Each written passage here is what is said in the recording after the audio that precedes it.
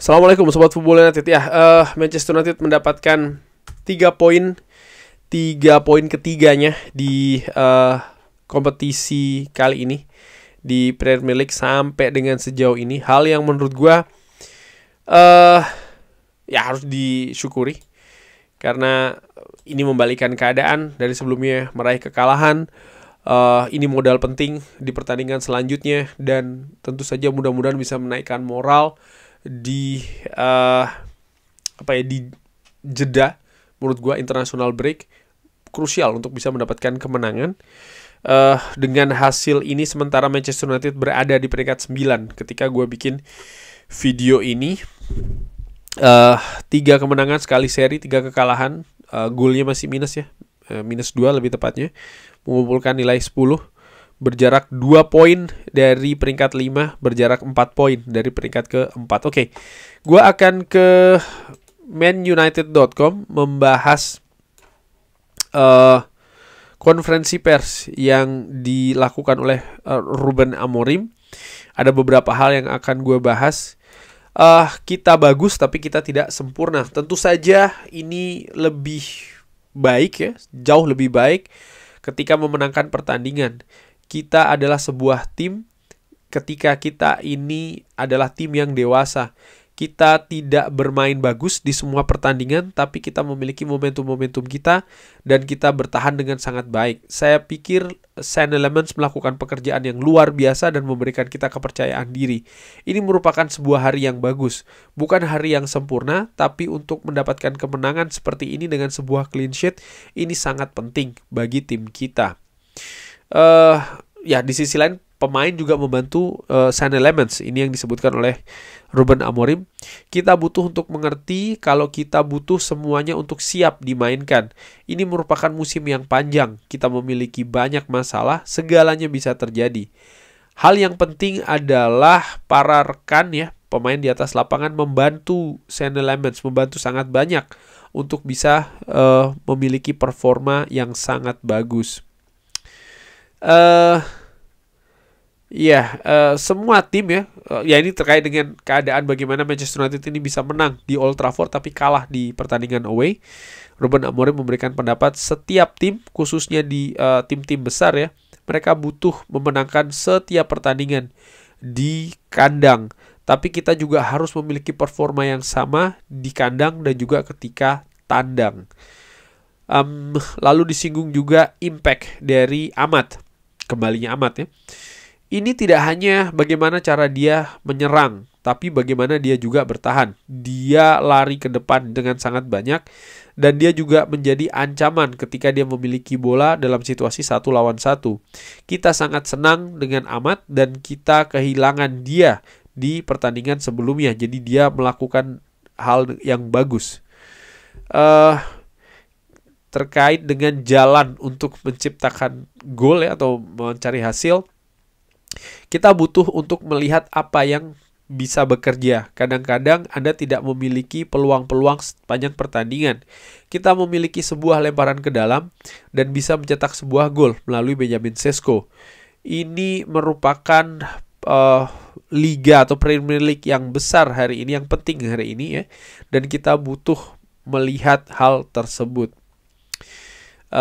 Dan bagaimana Sesko ini juga lebih dari sekedar mencetak gol. Dia memiliki potensi untuk melakukan hal yang lebih banyak lagi. Dan ini merupakan hal yang bagus untuk Benjamin Sesko. Detail yang kecil tidak hanya gol. Tentu saja dia ini diciptakan untuk mencetak gol, dan media menempatkan banyak tekanan untuk dirinya mencetak gol sebagai seorang striker. Tapi yang paling penting adalah setiap kali kita menendang bola hari ini, dia ada di sana setiap kali. Dan menurut saya ini merupakan hal yang paling penting. Kita membangun dirinya ya, karena di klub ini kita harus memiliki performa, dan dia melakukannya dengan sangat baik. Dia bekerja dengan sangat baik, dan sekali lagi dia juga memiliki banyak ruangan untuk lebih berkembang. Dan disinggung terkait dengan pertandingan selanjutnya menghadapi Liverpool di Anfield, kita harus melupakan pertandingan menghadapi Sunderland ya. Oke, kemenangan dan lain-lain, tapi ini bukan untuk dirayakan secara berlebihan. Tentu saja ini merupakan kemenangan yang penting dan memiliki atau memberikan sebuah perasaan yang lebih baik ya. Tapi kita harus melupakan pertandingan ini dan kita fokus ke pertandingan selanjutnya. Jadi besok adalah tentang melupakan segalanya. Kita harus memenangkan pertandingan selanjutnya ya. Situasi positif menurut gua kurang lebih seperti itu ya. Bagaimana atmosfer, situasi, squad, fans juga bisa merasakan ya. Setiap kali Manchester United menang ini lebih menyenangkan tentu saja dan juga lebih positif.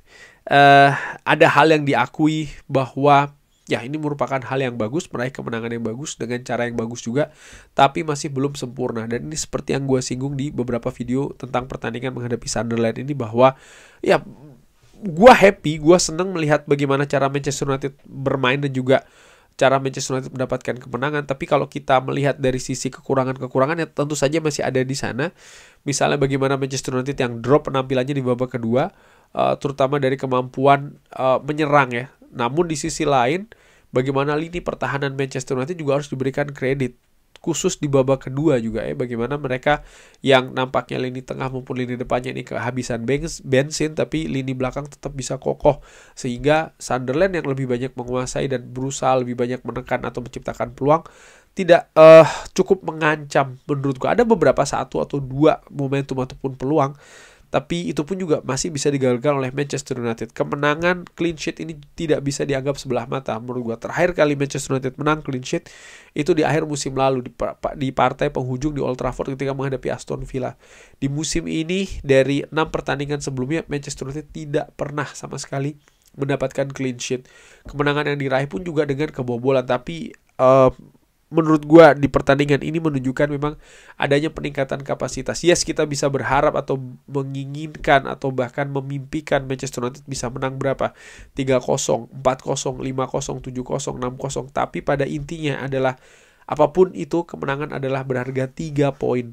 Dan ini yang gua syukuri, ini yang membuat gua happy. Kita sekali lagi bisa berharap kemenangan besar, tapi kadang juga menjadi pertanyaan, apakah memang kemenangan besar itu merupakan hal yang sangat perlu untuk didapatkan.